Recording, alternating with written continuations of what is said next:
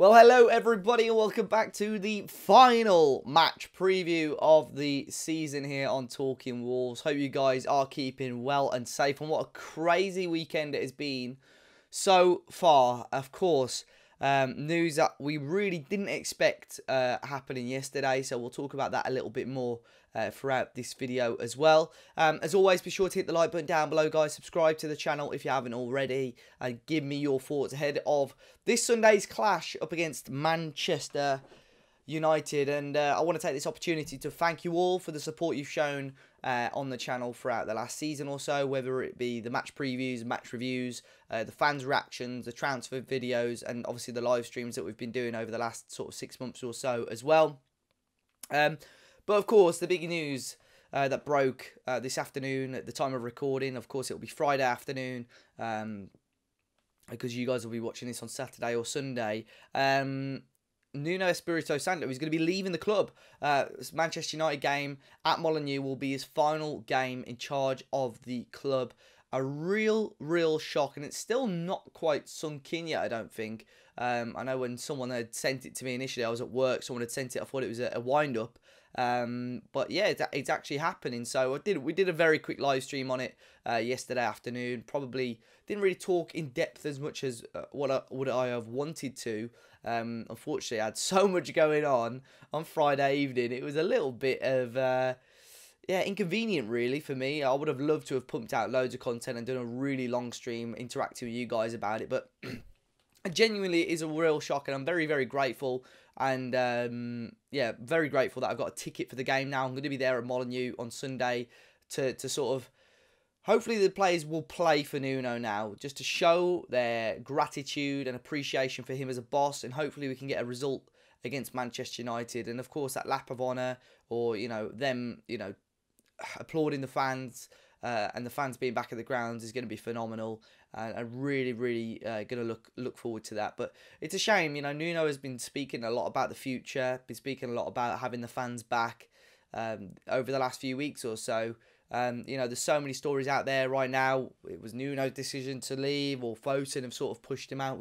I don't think we'll ever know really, but it is been a phenomenal 3-4 seasons with him, to be fair. I know this season hasn't been so memorable, but the previous 3 have been phenomenal really. But anyway, we move on to the game. Nuno did his press conference, of course, before talking about before the news broke about that, and we've of course had team news leak or be reported about throughout the week. So Raul Jimenez, the main man, unfortunately, fortunately he's back in full training, but unfortunately won't be in the matchday squad for Sunday's game against Manchester United. It sounds like he's going to have a full pre-season at Wolves, and hopefully we get him back fighting fit and ready for the brand new season, of course, under new management and staff.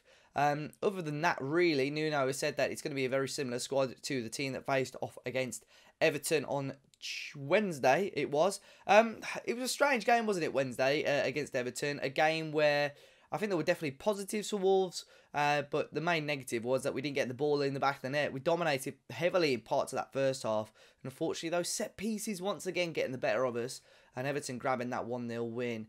You'll look at Manchester United. Me personally, I think it's been a great season for them.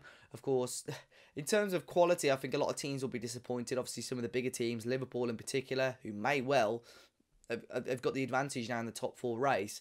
I think they'll be disappointed, Spurs and Arsenal. But so United have kept to a pretty consistent level, and you know what, another season, if they got changed a couple of draws into wins, they could have been a lot closer to Manchester City. And of course, another European final for them. They're in the Europa League final under Solskjaer, and they're probably the favourites to go and win that. So it'll be quite intriguing to see if they will rotate that squad and see how they approach the game against Wolves. Historically, we've had a good form against them at Molineux. We beat them twice in our first season there. We drew to them last season. So you'd hope maybe we could have a decent game against them this time round. They narrowly beat us earlier in the campaign, of course, back at Old Trafford. I think it was a very late Marcus Rashford goal that secured them the victory. But I'm hoping to see, a strong Wolves performance, fans back in the ground. I'm really looking forward to it. We're going to have loads of content on that.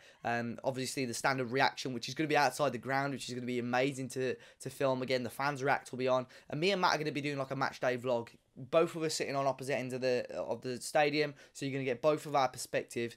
So I'm really looking forward to seeing that as well. But we do have a Manchester United perspective as well. It's always great to hear off our opposition fans. Once again, big thanks to all of those that have contributed this season. But the final one of the season is Jay from Stretford Paddock. Big thanks to Tom, who helps out on the channel, for hooking us up with this one. I asked Jay some questions, and these are his answers.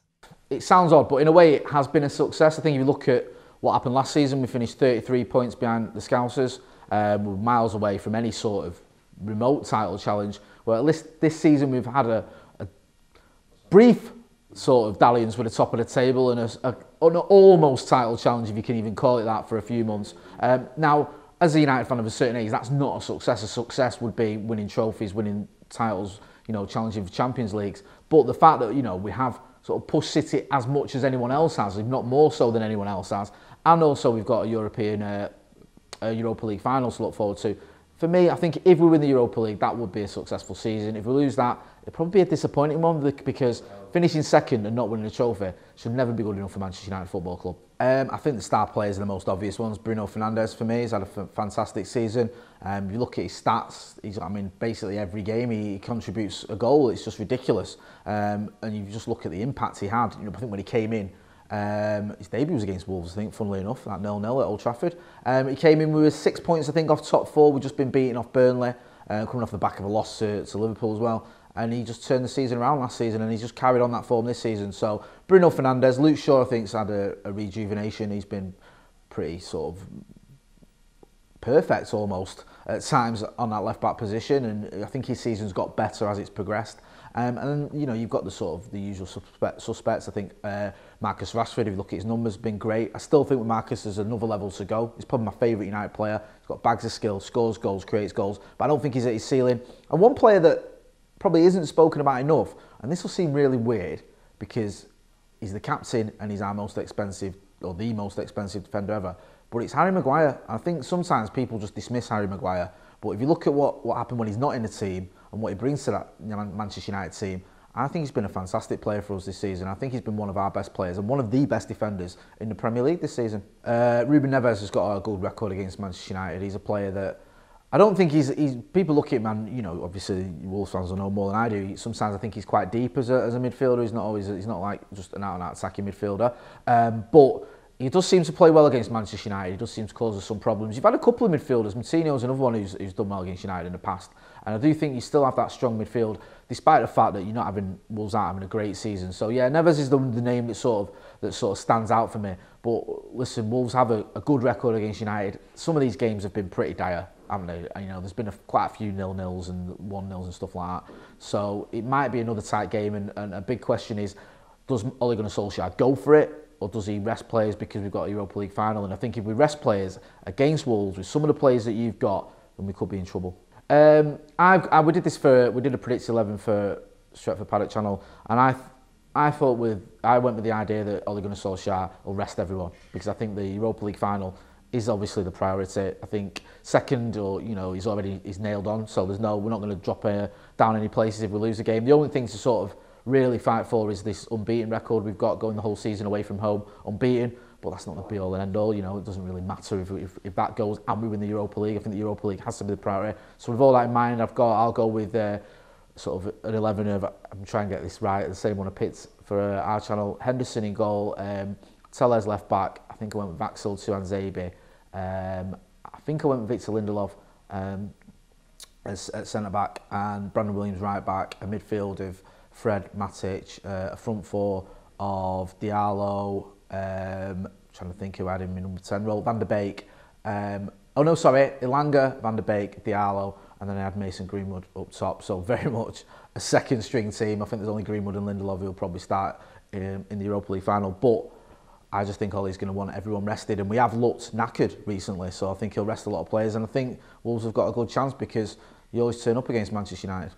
Big thanks to Jay, and once again the Stretford Paddock. I'll make sure to leave a link to their channel. Fantastic Manchester United content creation and YouTube channel there. I think they've even got their own football team, which I love. Maybe one day we'll get a Talking Wolves football team going, who knows. But talking about that, actually, also I talk about that, we are going to be playing in a charity game at Molineux next week. If I remember, future Dave put a link for a donation in the description down below. So if any of you guys want to chuck a couple of quid to the fundraising for our charity game at Molineux on Bank Holiday Monday, be sure to do that. That'd be fantastic, guys. But predicted lineup time. It's going to be interesting because this is going to be, for some players, the first and final time we're going to see players in a Wolves shirt. You know, there's a couple of players such as your Willian Jose's you'd expect may get a few minutes, but we may not see at Molineux again. I think there's going to be some players that play that will leave this summer. So it's going to be quite an emotional afternoon, I think, at Molineux. Patricio, I would reintroduce in goal. I've got a very horrible feeling that he's going to be going in the summer, Patricio. You know, I could talk more about that in depth in next week's videos because we're going to be touching on the future of many first team players. But yeah, I've got, you know, Ruddy played in the last game. I don't think he did too much wrong. But I'd reintroduce Patricio into the team. Left back, I would bring Aït-Nouri. I've got a feeling Nuno's going to go 5 at the back again. A left wing back, Aït-Nouri for me. Right wing back, Nelson Semedo. 3 centre backs, I think definitely be Cody, definitely be Bolly. Kilman or Says will be up in the air at that left centre back role. Neves and I think then Duncan to start, but it wouldn't surprise me to see Moutinho come in for a fair cameo. Again, I've got a feeling it may well be one of his last games in an all gold shirt for one reason or another. And then Morgan Gibbs-White, Adama Traoré and Fabio Silva. Although we're not getting the goals and not punishing teams a lot, I still think those three have done okay the last few weeks or so. So I'm very much, you know, happy for those guys to start on Sunday against Manchester United. But it's going to be a cracking game. I really can't wait to get back to Molineux and, you know, seeing some familiar faces, I'd assume, you know, just getting out there, feeling the atmosphere and watching Wolverhampton Wanderers play for what will be the final time under Nuno, which is, you know, a real surprise. I really didn't expect to say that. You guys know that it's been a very difficult season for him. I've tried to back him where I can. You know, I have, you know, brought up some issues in the past, but I've been very much a guy that's sort of, I like to sit in the middle. I like to see both sides of the story, and I feel that I've been very fair with Nuno, and I was very sort of had open arms to give him another opportunity next season, but for one reason or another, that's not going to be the case, and the search is going on for his successor. But guys, let me know your thoughts ahead of this final game of the season. Be sure to hit the like button down below, subscribe to the channel, and once again, thank you so much for your support, and until next time, I'll see you all very, very soon.